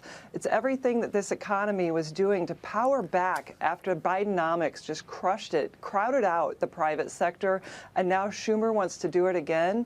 Democrats want $1.5 trillion to support those that don't want to work. They want to support illegal aliens, and they want to pay for it on the backs of the hardest working Americans, and that includes small business owners. I mean, it's incredible that they won't agree to fund the government just for another month and a half. I mean, the CR just went into November. Here's more of what the Speaker told me yesterday. Watch. Mr. Speaker, what really is this fight about? What we put into the One Big Beautiful Bill, the working families tax cuts, okay, in that provision was the health care section. They want to repeal it in its entirety. That section has been wildly successful. The Congressional Budget Office issued a report earlier this month, last month, a few weeks ago, and they said that that bill has already saved taxpayers $185 billion because it's got 2.3 million ineligible recipients kicked off of Medicaid. What does that mean? There's a lot of illegal aliens that were on that program who are not eligible to be there. It was draining resources from the people that it's intended to help, and that is young pregnant women, the disabled, and the elderly. We are strengthening Medicaid, and the Democrats want to unwind that because they have a political talking point. I mean, do you think, Kelly, that this is just about fighting Trump? I mean, or do you think they're dug in truly on the health care issue? Or do they just want to come out and look like they're fighting Trump so that there could be chaos? Well, they obviously want to block President Trump's unbelievably successful economic agenda. He did it in 2016. He's doing it again now.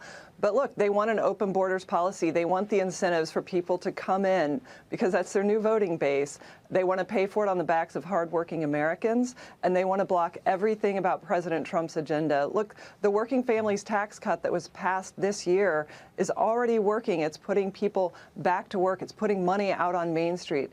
It's cutting taxes for hardworking families, putting $10,000 back in their pockets, and it's protecting Medicaid and keeping those people out that should not be receiving it, illegal aliens, those that refuse to work, and stopping the ability of that being paid for on the backs of hardworking Americans who show up to work every single day. And yet the Small Business Administration closed out fiscal year 25 with a new record, nearly $45 billion in capital to 85,000 small businesses, the most ever approved by the agency in a single year. Kelly, this is a clear sign that Main Street confidence is back, as you said, small firms taking on capital at a record pace to hire, expand, and invest. How quickly will you be able to get that back up and running now that we're in a shutdown, once things resume? Well, that's right, Maria. I mean, look, we're standing by. We're ready to go. But the Schumer shutdown means that thousands of small businesses will not get this access to capital to hire employees. And that's what Schumer wants, obviously. The Democrats want to block the Trump agenda at every single turn. But look what the SBA has done.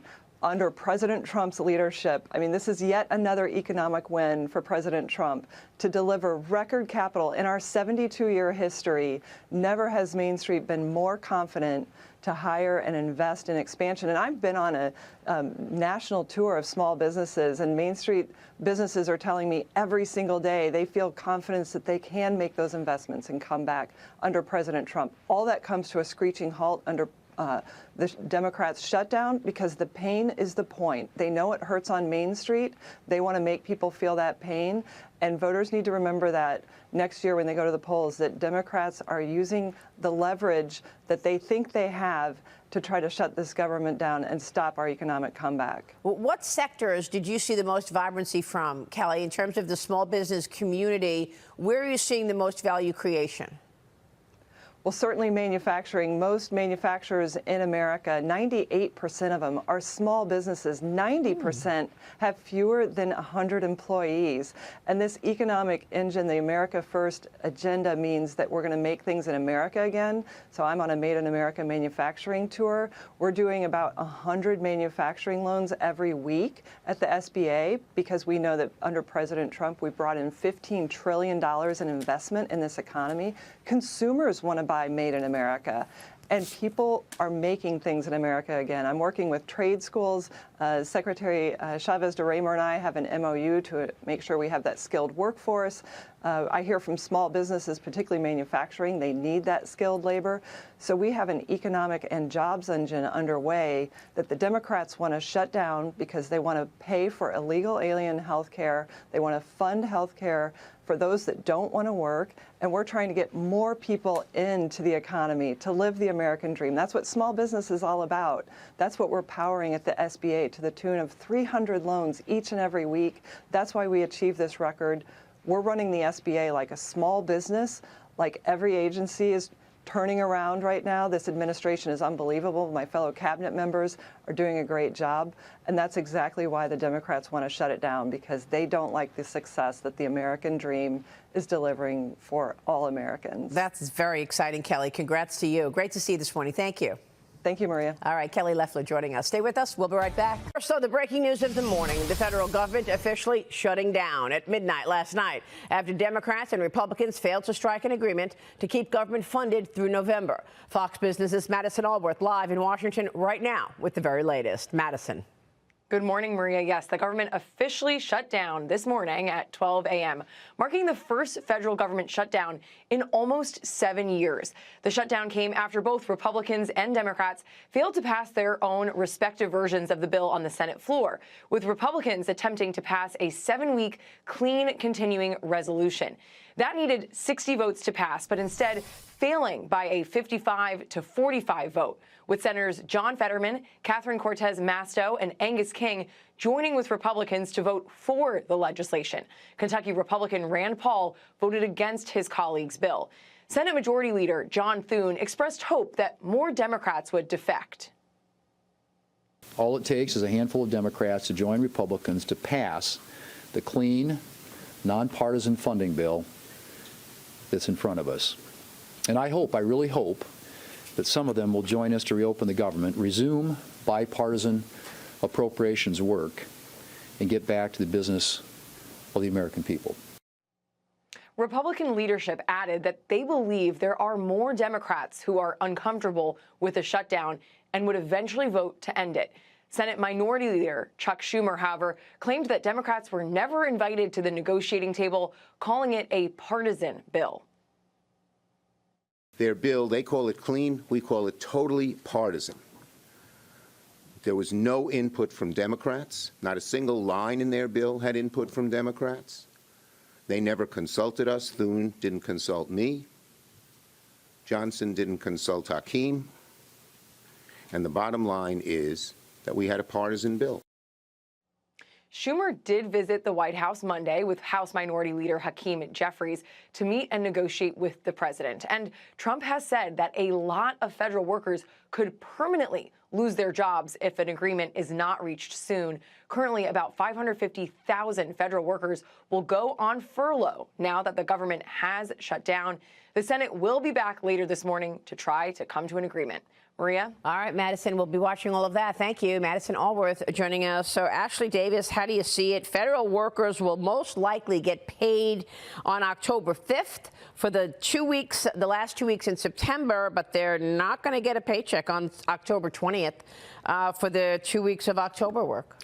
Absolutely. They will get paid afterwards, and I think that's important once the shutdown's over. Listen, I don't like this at all. These are just political messages more than anything, but I think there's one major thing that we need to make sure that our viewers know, Maria, is that the entitlement programs will still be paid. Medicare, Medicaid, Social Security, TSA will still work. FEMA still will work. And so I think there's going to be a lot of fear-mongering, but I think it's important that everyone knows that it's going to be okay. Yeah, yes. and I spoke with U.S. Ambassador Jameson Greer yesterday at the New York Economic Club, and he said, look, I've got about 250 people around me, and we're going to be operating. So regardless of a shutdown, we're there in the U.S. Trade Representative's office. So there are offices that are ongoing regardless of this. Well, shockingly, there have been 21 other government shutdowns since 1975.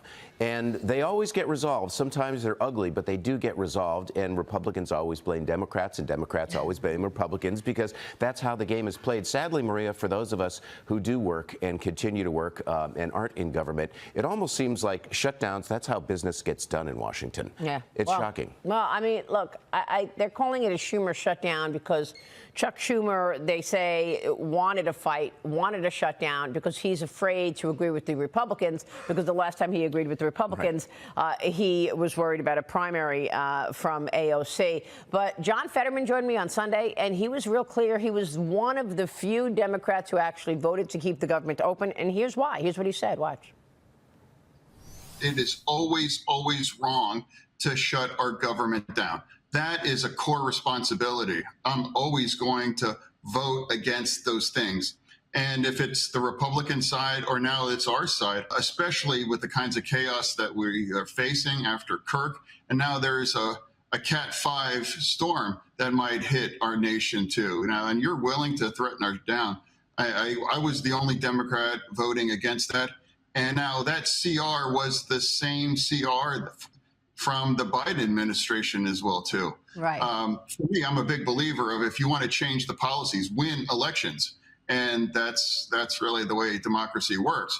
And that is why John Fetterman voted to keep the government open. Now, what do you think about Senator Mike Rounds' idea? Senator Rounds is out with an idea, Republican from South Carolina, that would see those subsidies extended for 1 year.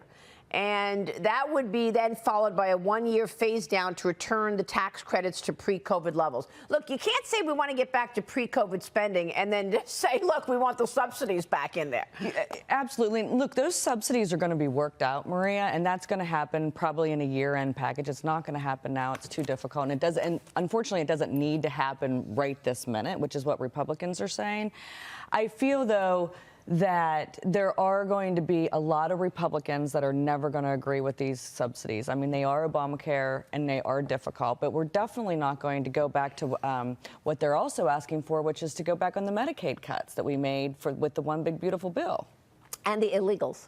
For the illegals, right. Yes, exactly. President Trump set to hold a high-stakes meeting today with top congressional leaders at 2 p.m. this afternoon. Democrats Chuck Schumer and Hakeem Jeffries will be there, alongside Speaker Mike Johnson and Majority Leader John Thune, in a last-ditch effort to prevent a government shutdown.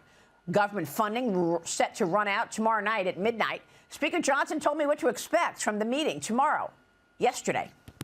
The purpose of the meeting is so that the president can assemble the four leaders. He's going to tell Chuck Schumer and Hakeem Jeffries to stop playing political games.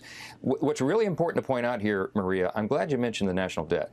You know, the statutes in federal law require Congress to do 12 separate appropriations bills every year. That's the only way to ensure stewardship of taxpayer funds, to spend less money and make government more responsible. They have already voted for these exact levels of spending. We're just keeping the doors open, but they want to shut it. And you know what they're going to jeopardize? Troops pay, okay? They're going to jeopardize WIC funding, Women, Infants, and Children's Nutrition Program, FEMA services, telemedicine and telehealth, all the rest. They're going to jeopardize all that for a political stunt. Joining me now is the former Speaker of the House. He is Fox News contributor Newt Gingrich. Mr. Speaker, always a pleasure. Thanks so much for being here. Good to be with you.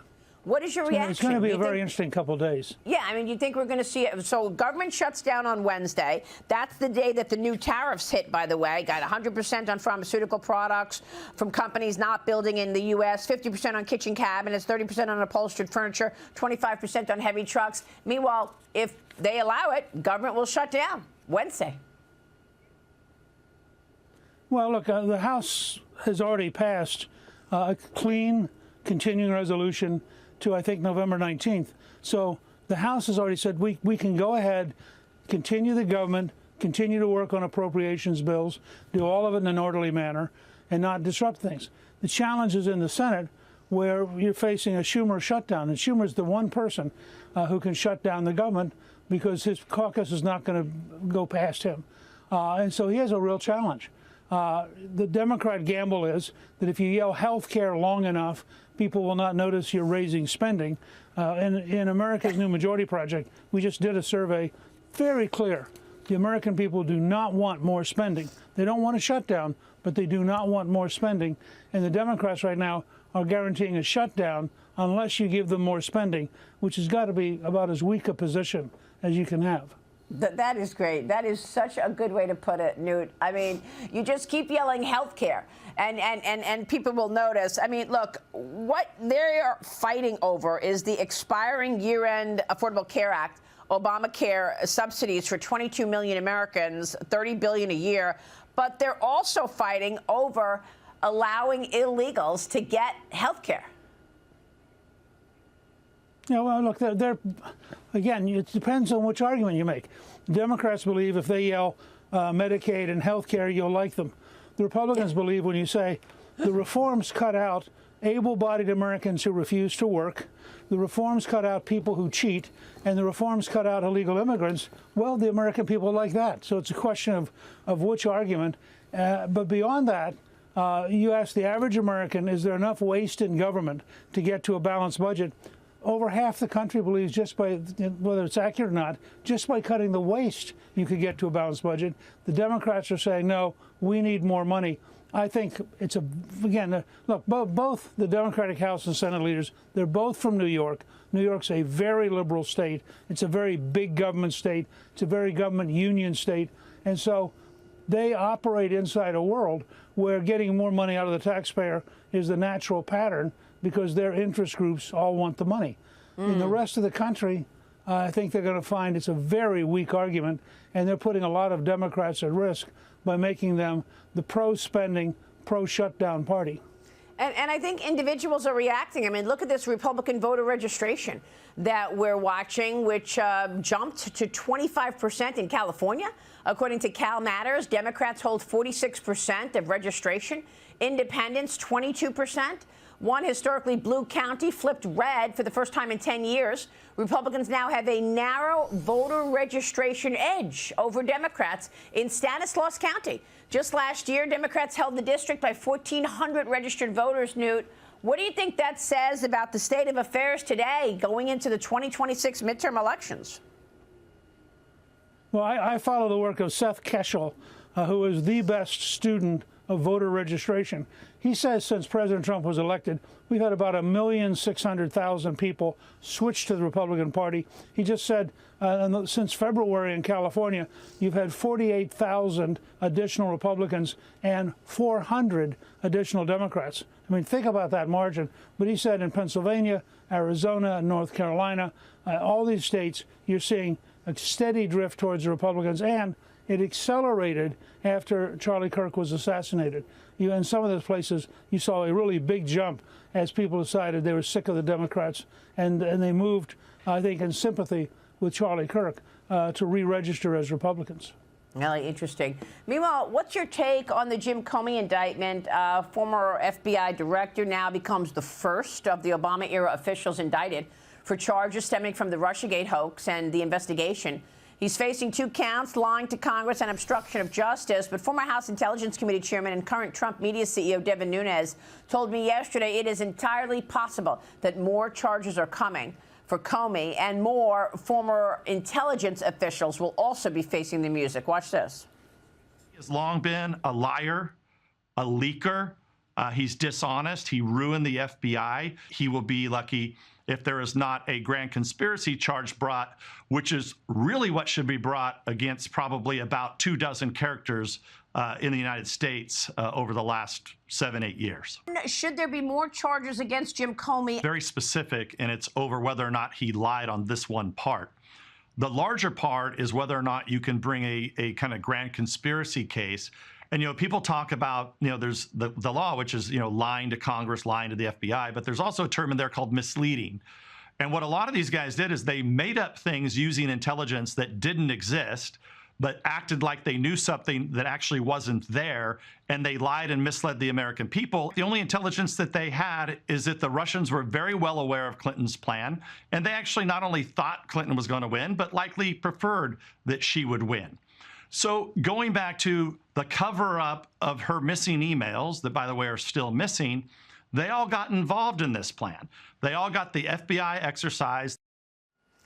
What do you think, Newt? Because we all lived that, and we remember that John Brennan was well aware that Hillary Clinton was coming up with a plan to hide her emails, and the plan was to tie Trump to Russia. So if they knew that and they didn't present it, that's misleading the court, misleading Congress. Is there a grander conspiracy charge to come? Well, the most amazing thing is that there was a meeting in the Oval Office with President Obama, with the senior leaders, after the election, in which they decided to methodically undermine the presidency that the American people had chosen. I mean, it's virtually treason. And I think it should be a bigger scandal than it is. And I think that there are a number of people who should be at very severe risk. Yeah. President Trump was asked about the investigation on Friday. He obviously did not mince words about what he thinks of Jim Comey at this point. Watch. Justice, or is it about revenge? It's about justice, really. It's not revenge. It's about justice. It's also about the fact that you can't let this go on.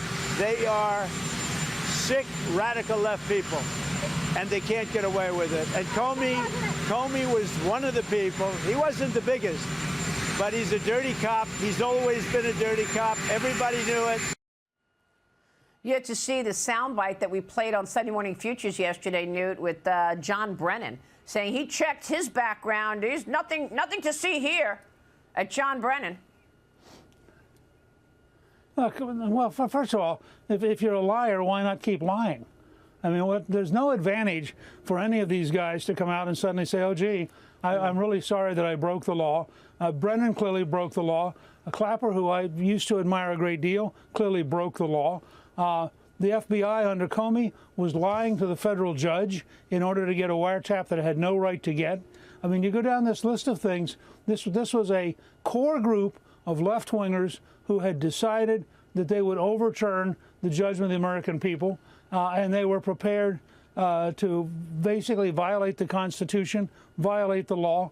And I do think there ought to be some kind of clear public coming to justice of these things. I mean, this was really, when you look at all of it, it was an astonishingly sick operation, and continued up through the 2020 campaign, when you had 54 intelligence officials sign a letter about the Hunter Biden laptop that was a lie.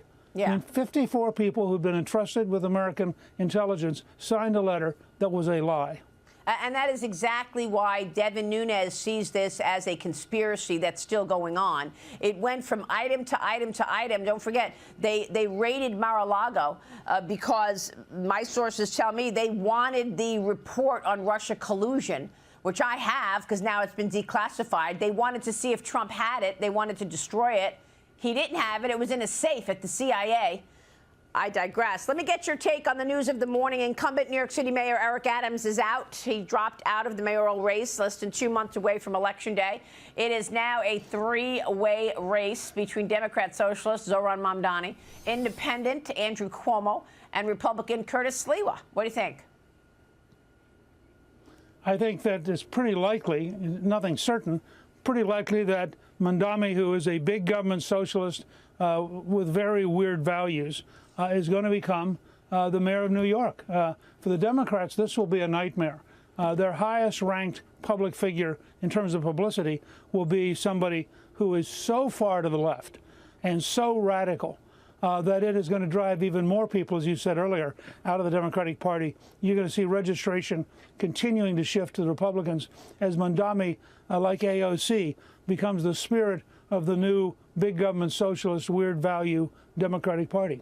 Yeah. Now, does that help the Republicans, Newt? I mean, I know that it'll kill New York, but I feel like some Republicans are willing to sacrifice New York because they think it'll help them in 26. They'll say, look who's running New York. We can't have that continuing throughout the country. We better vote Republican. Well, my guess is it's also going to mean we have a really good chance to elect the governor of New York State. New York City is far more left-wing than New York State. Yes. And frankly, the totally bad government of New York has made life so expensive for young people that they're actually voting for more government because of the pain government's giving them. It's a sign that nobody's been able to effectively make the case in New York.